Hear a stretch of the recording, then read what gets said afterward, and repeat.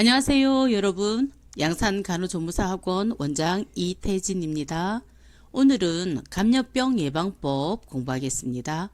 우리 교과서는 페이지 44쪽에 있습니다. 자, 먼저 감염병 예방법의 목적은 감염병의 발생과 유행을 방지하고 예방관리를 통해서 국민건강 증진 그리고 유지에 이바지하기 위해서 감염병 예방법이 있고요. 감염병 예방법에서 무엇보다 중요한 것은 우리나라에 있는 감염병의 종류겠죠. 그래서 여기 1급, 2급, 3급, 4급 감염병이 있는데 1급 감염병의 이제 특징적인 키워드 3가지, 또 2급 감염병에도 키워드 3가지, 또 3급 감염병에도 키워드, 그리고 4급 감염병에서의 키워드를 특성으로 확인하시고요. 그리고 난 다음에 이제 각각에 있는 그 질환들을 이해하시면 되겠습니다. 자, 먼저 1급 감염병에서 키워드 첫 번째는 집단 발생합니다. 그래서 집단 발생의 우려가 크기 때문에 즉시 신고해야 되고요. 그리고 1급 감염병은 주로 이런 호흡기계 감염병 또 공기매개 감염병이 많기 때문에 음압 격리해야 된다는 특징이 있습니다. 그래서 집단 발생, 즉시 신고, 음압 격리라는 3가지 키워드가 나오면 이거는 1급 감염병을 묻는구나 라고 확인하시면 되고요. 1급 감염병에서 우리가 병으로 기억해야 될 것은 두창, 패스트, 탄저, 디프테리아이고요. 그리고 이제 신종 인플루엔자와 동물 인플루엔자, 또 우리가 이제 경험적으로 음압 격리를 했었던 사스, 메르스 이런 질병들이 1급 감염병입니다. 2급 감염병 같은 경우에는 전파 가능성이 있기 때문에 24시간 이내에 신고해야 되고요. 그리고 이 전파 가능성으로 격리도 필요한 질병을 2급 감염병이라고 얘기합니다. 2급 감염병에는 3가지 이제 중요한 키워드 질병들을 기억하시면 되는데요. 하나가 콜 A장 파세오라고 보시면 됩니다. 콜 A장 파세오는 콜레라, A형 간염, 장티푸스, 파라티푸스, 세균성 이질, 그리고 O157인데요. O157은 장출혈성 대장균 감염증입니다. 그리고 또 하나는 성홍열과 한센병이 2급에 있다는 거 기억하시고요. 또 우리나라에서 국가 예방접종으로 관리하고 있는 질환들이 2급에 있다라고 보시면 되는데요. 그래서 국가 예방접종으로 관리되고 있는 질병을 한번 볼까요? 자, 출생 즉시부터 한 달 이내에 예방접종 맞아야 될 게 B형 간염과 BCG이고요. 2, 4, 6개월 즉 2달 간격으로 3번 접종 맞아야 될 질병이 DTP에서 D는 디프테리아, P는 백일해, T는 파상풍입니다. 또 소아마비, 폐렴구균, 그리고요 HIV라 해서 B형 헤모필루스 인플루엔자가 있습니다. 6개월부터 12세까지는 인플루엔자가 있고요. 또 12개월에서 15개월 사이에는 MMR 이래서 제일 처음에 멜시스에서 홍역이 있고요. 두 번째 먼프스 유행성 이하선염이고요. R 풍진 루벨라죠. 그다음에 그리고 수두가 12에서 15개월 사이에 맞고 12에서 23개월 사이에는 일본뇌염 예방접종을 하게 됩니다. 이 국가예방접종에 있는 질병 중에서 특별히 1급으로 간 디프테리아 얘는 1급이고요. 다음에 3급으로 간 것들은 B형 간염과 다음에 일본뇌염과 그리고 파상풍 얘들은 이제 3급으로 갔습니다. 그죠? 그리고 인플루엔자 얘는요 4급으로 갔습니다. 그래서 이 질병들 빼고 나머지 질병들은 모두 다 2급이다 라고 기억하시면 됩니다. 3급 감염병인데요. 3급 감염병의 키워드는 2가지인데요. 그 발생과 그리고 24시간 이내에 신고해야 된다는 키워드 기억하시면 되고요. B형 간염과 일본뇌염과 파상풍과 그리고 지카 바이러스를 대표적으로 알고 계시면 좋을 것 같고요. 그다음에 4급 감염병 같은 경우에는 키워드는 표본 감시 활동입니다. 그래서 이 표본 감시 활동을 하고 있는 질병군들로 4급으로 관리하고 있고요. 인플루엔자가 있고요.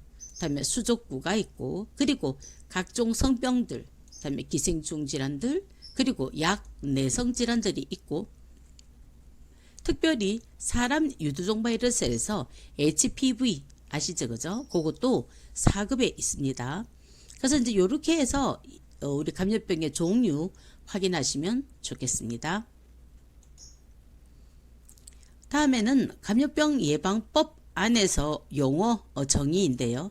일단 먼저 감염병 환자입니다. 감염병 환자는 감염병의 증상과 또 실험실에서 검사 결과가 양성으로 나와야 됩니다. 그리고 이 실험실 검사 결과가 나오고 난 다음에 의사가 진단을 할 때 감염병 환자라고 얘기합니다. 두 번째로는 감염병 의사 환자인데요. 이 의사라고 하는 것은 의심스러운 생각이 든다 이 말이겠죠. 그래서 감염병의 증상은 있습니다. 그런데 아직까지 검사 결과는 나오지 않은 상태고요. 그로 인해서 의사가 진단을 보류하고 있는 상태가 감염병 의사 환자다라고 보시면 되고요. 세 번째로는 병원체 보유자인데요. 병원체 보유자는 임상 증상은 없으나 병원체를 보유하고 있는 사람. 다른 말로는 우리가 보균자라고 얘기할 수 있겠죠. 네 번째로는 감시입니다. 이 감시는 감염병의 발생을 지속적으로 수집, 분석, 해석해서 감염병 예방관리에 사용하도록 하는 일체의 과정을 감시라고 얘기하고요. 그래서 아까 말씀드렸던 우리가 4급 같은 경우에는 질병관리청이 그죠? 그 표본 감시 활동을 하고 있는 질병들이 4급으로 관리되고 있잖아요. 그래서 그런 감시를 말하는 겁니다. 용어 정의에서 마지막으로 역학조사가 있는데요.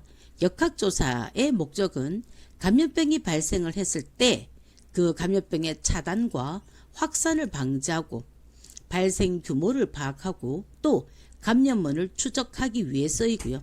그리고 예방접종 후에 이상 반응자가 나타난다면 그의 원인도 규명하는 것이 역학조사입니다. 그래서 역학조사 같은 경우에는 두 가지 그죠? 상황일 때 역학조사를 한다는 말씀드릴 수 있죠. 첫 번째로는 감염병이 발생할 때이고요. 또 하나는 예방접종 후 이상 반응자가 나타났을 때 역학조사를 하게 된다라고 보시면 됩니다. 다음에는 감염병 예방관리 계획인데요. 우리나라에서는 질병관리청장이 보건복지부 장관과 협의해서 5년마다 수립합니다. 그리고 감염병 환자의 신고도 중요하죠. 그래서 감염병 환자가 발생됐을 때 신고를 해야 되는데 어떨 때냐? 1번 감염병 환자를 진단했을 때입니다. 두 번째로는 그 감염병 환자가 사망했을 때고 또 감염병 환자의 사체를 검안했을 때 신고를 해야 되고요.